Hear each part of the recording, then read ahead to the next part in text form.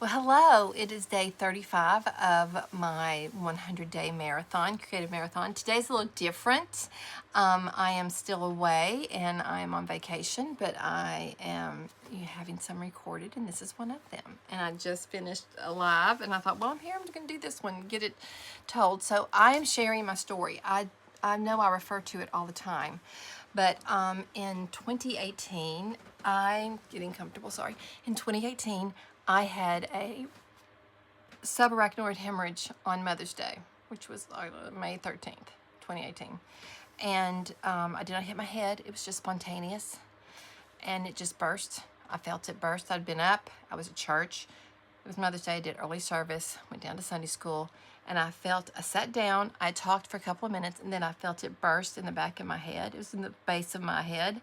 And I was sitting there and thinking, this is just not good. This is kind of bad. And I love a good drama thing, but it's like fun drama. You know what I mean? I'm like a fun drama person. I'm not like a crazy drama person. Anyway, blessedly, and God is good all the time. And I say that, and I truly mean that. My teacher at the time was an oncologist, and then I had a girlfriend who is a big lake person, and back then, and they've always been in the summer, so this is the beginning of the summer, in the spring, they're at the lake, and they have a church at the lake, but they were there. They were here for Mother's Day, and she was there, and sometimes we would miss each other, how you miss and you don't, if you don't see each other a lot. She's precious. I've known her forever, and she walked in, because I didn't know what to say. I didn't want to say, hello, there's something wrong with my brain. I just feel like that's kind of crazy. Anyway, I just said, hey, I need to talk to you in the hallway. Come find out, she thought I was going to talk about something, gossip. Not in church, not anywhere. Don't need to be doing that anywhere. Anyway, we walked out. We probably did like 15 steps just to walk out. 8, not many. And then when they say instant headache, they are not kidding. They are not kidding. So the bag felt fuzzy when it burst, but that instant headache went. I mean, it was like crazy.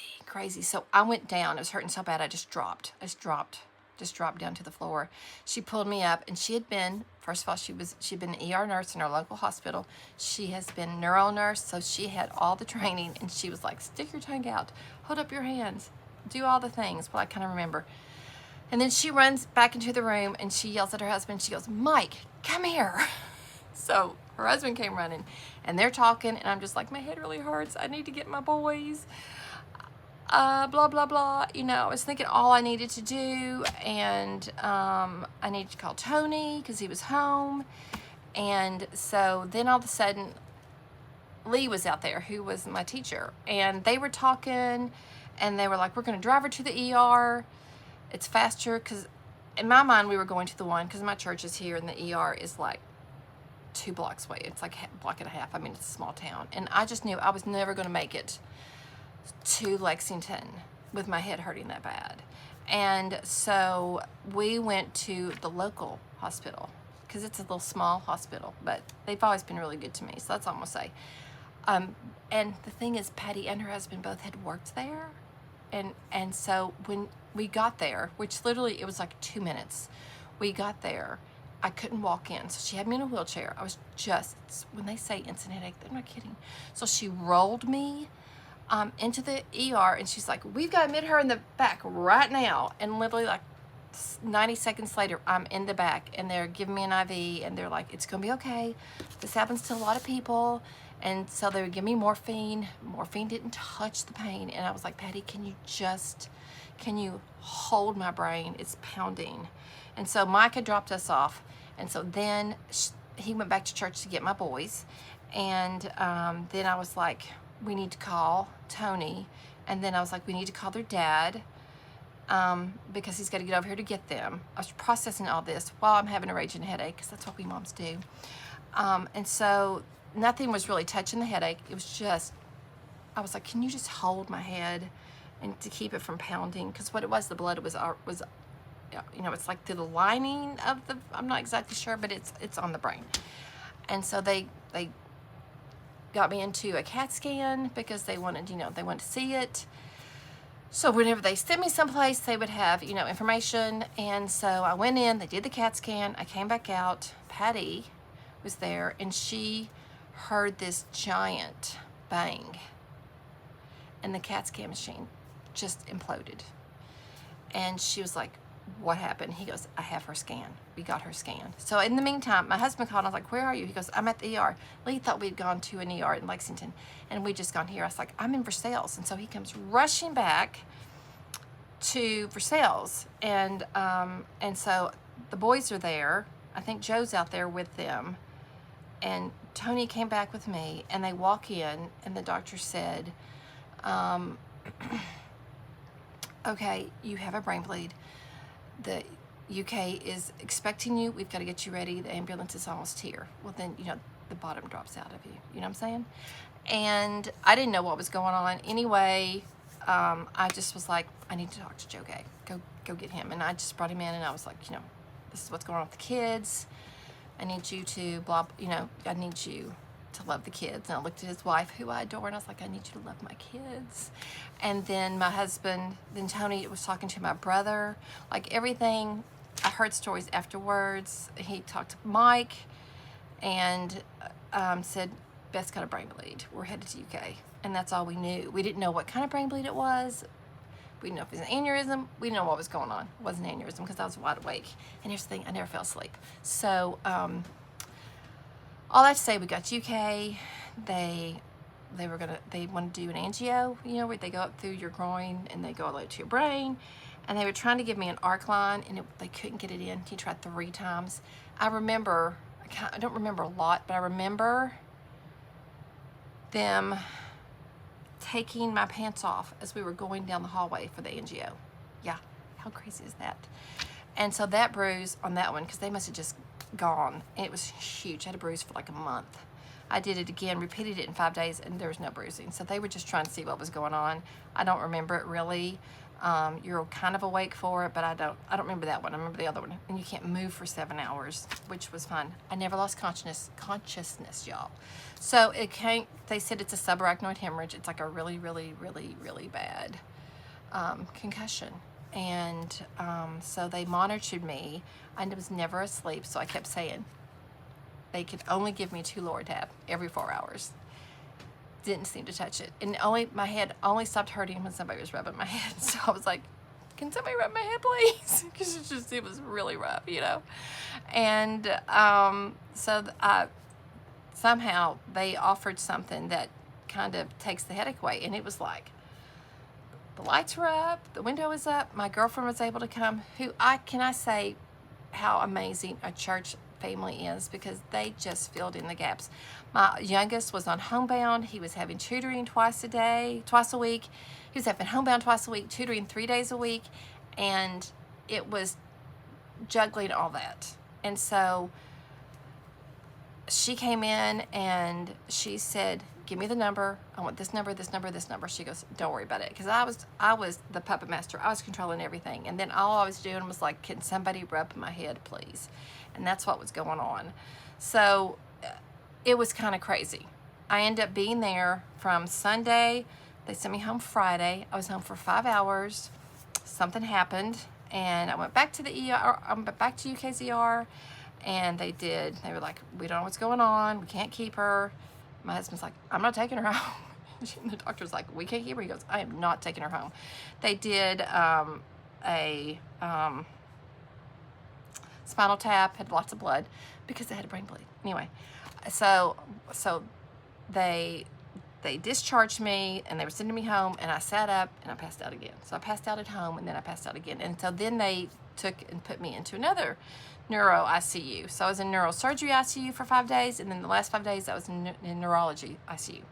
Basically, they were just watching me, and they sent me home, and it's been a long journey. It's been super long. It's been 8 years now. I can remember. This is a funny story. So I talk fast, right? My sister-in-law, we went to see them like 3 or 4 weeks afterwards, and she told me this later, and she said, you scared me to death. You were talking so slow, and you don't talk slow. So normally I'm like, hey, Connie, how you doing? And I was like, hi, Connie, how are you? I was talking like this, very slow. no clue I was doing that. And so that's when I really learned to listen to my body. Like we'd be doing our thing and then hit a wall, boom. I'm like, I gotta go home and go to bed. So I could do maybe one thing in the morning and then come home and sleep, and do one thing in the afternoon and come home and sleep. And that happened. That was probably about 10 to 12 weeks. And then I could maybe, do a thing in the morning, have one nap, and then just manage. But I was driving back after about a month. I did not drive out of Versailles. I did not drive on the highway. I've only driven on I-75, if not in Lexington, just going from north part of Lexington to the southern part, just to skip around traffic or something. That's all I've been on I-75. I've only driven by myself to home once. And so I did drive. I did probably, it was probably 3 or 4 years before I drove on a highway by myself. So, because it's a processing. What happened is about in December after my brain bleed, I was at a party. It was a church party, and we were downstairs and we were talking. I didn't know what's going on, and I was eating, and I was really like, I must have had this look on my face, and I was trying to listen. And my friend, she said, "It's loud in here, isn't it?" I was like, "Yeah, it's loud." And so I had to get up and leave. I just couldn't be around all of it. And I was like, this is hard. And like, I went home and I slept. I went to bed and I could not function. So I kind of had something changed in my brain. It shifted, and the processing just wore me out. So I just basically slept a lot, and I had no energy. No, I just was pushing through life, and it was just hard. And I thought, great, is this my life now? And so I ended up finally got a GP because I needed a very big captain for my ship. And I went in, and she's precious. I'm still with her today. And it took me about 4 months. And a friend of mine is part of the Traumatic Brain Injury Trust of Kentucky, and she works for them. And she goes, I can help with this, because I was telling my class at church, I was like, I'm struggling. I'm really struggling with my brain. And she goes, I can help with that. And she did. So all that to say, I went in, saw my doctor, and she would not let me leave. She kept saying, so are you sleeping, Beth? I was like, yeah, I'm sleeping. I'm fine. I said, I'm fine. I'm totally fine. I'm fine. I'm totally fine. And then she said, okay. And she goes, well, do you think maybe, she goes, are you sleeping? Are you feeling okay? And I'm like, I'm okay. She goes, because we could try some Zoloft maybe. And I was like, I don't need that. That's okay. I don't need it. I'm fine. And I have nothing against that at all, okay? And then she did it again. Then she came back. She goes, are you sleeping? I was like, yeah, I'm sleeping. Blah, blah, blah. She was not letting me leave. She was not going to let me leave. Literally, she said, so the third time she came back around, she goes, Beth, are you really sleeping? I was like, no. I started crying. I said, I don't sleep at all. And it just all came out. She goes, it's okay. It's okay. She said, let's just try a little bit of Zoloft and let's see what happens. And so I started with 50 and I took it for 2 weeks. And all of a sudden it was like, oh, that's what's wrong with me. That's what's wrong with me. Yeah. So, and it's been like, I remember at 1.5 years, it was hard. I still struggled. I play that little Sudoku or something where you match, and you have the house and it has like 1 line, 2 lines, 3 lines over it, and it's a matchup. I would sit there and I would count the lines. And I was like, this is so not fun.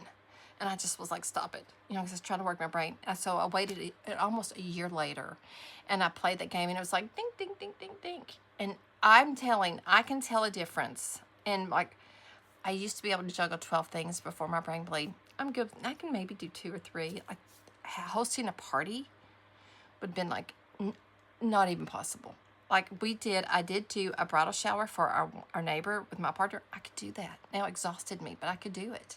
And so I keep getting better and better and better every year. And it's been 8 years out. So the brain's an amazing thing. Plus I'm old. Like I turned 51 the day before I had my brain bleed. On May 12th is my birthday. And May 13th was Mother's Day. So we celebrate my birthday, Mother's Day, and I survived a brain bleed day. God is good. So that's kind of my story. And so when I say, I have senior moments because I'm older. I have women moments because I'm a girl. I'm an older girl. And then I have brain bleed moments. So it's all kind of a mixed bag going against me. But I'm so blessed to be here, and I'd love to tell how God saved me. And I'm just, every day is for him, y'all. Every day is for him. So anyway, this was today. I hope that's my story. I don't know. And I started my business because I wanted to be creative. And the fifth word in the Bible is create. In the beginning, created. God created. And he's the creator. And so it's a gift. I've always apologized for it because I thought it was a lesser gift. And it's a really good one that he gave me. So that's why I have my shop, and that's why I started my business, and I could love on people and help people be creative. So there you go. And now it's turning into Creative Bandits Co. I'm still do DBA under Vintage Bandits, but as Creative Bandits Co. So that's kind of where we're headed, and I'm so thankful you're here for this journey. So guys, go have an amazing day. If you have any questions about anything, let me know. And I am blessed to be here and blessed to be able to share with everybody. So have a great day. Thanks for listening, and go be creative, Creative Bandits. All right, love y'all.